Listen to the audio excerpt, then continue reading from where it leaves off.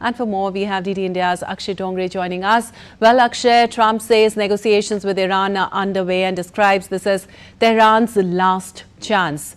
Yet, on the other hand, Iran flatly denies any talks are taking place. How should we interpret these conflicting narratives? Well, this is not for the first time that the US is coming out in the open and talking about some sort of a negotiation that are supposed rather to be secretive, especially given the fact Right. that you are consistently striking one country, and then both of you are also trying to have a negotiation, but obviously for obvious political reasons that cannot be broadcast, that the person who is attacking us, we are having negotiations with them, and usually back channel talks take place, but they are not often publicized.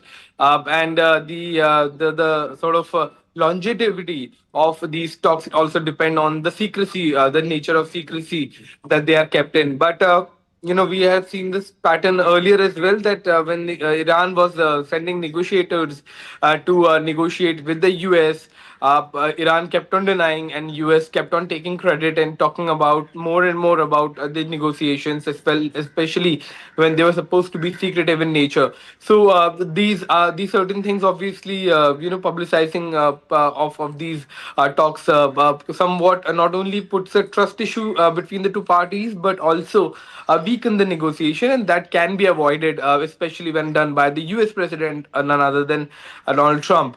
That could have been avoided, but now that US has come out in the open saying that they are having negotiations, Iran, well, has earlier as well denied, but it seems that there will be some sort of back channel talks taking place, and that's a happy news for the world. That's a good news for the world, that Yes. still diplomacy and dialogue remains an option, and perhaps it has always been the option, but it's being explored by the two nations as well.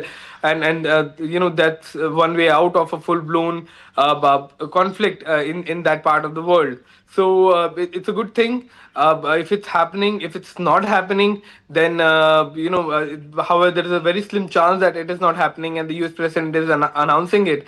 It's sort of a respite for the world, given the fact that any sort of a flare up from this point onward can be pointing towards a full blown conflict and full blown war that can wreak havoc on the oil prices, as well as the global economy, when we talk Right. about the kind of impact that it has had so far.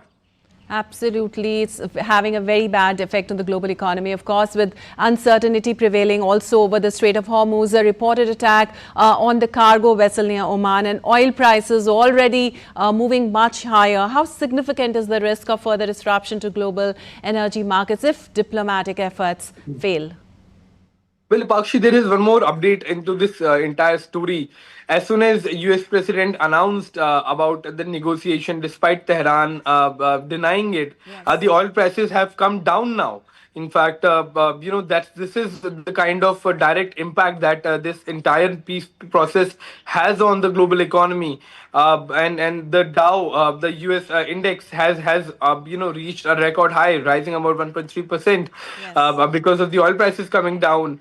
And that is happening clearly also because the world is seeing that there is still an option of diplomacy that remains, and we can see that how damaging this entire conflict is, because every side of conflict, every news of conflict is pushing the oil prices up, and every news of negotiation is bringing it down, helping, Yes. or rather putting some sort of much needed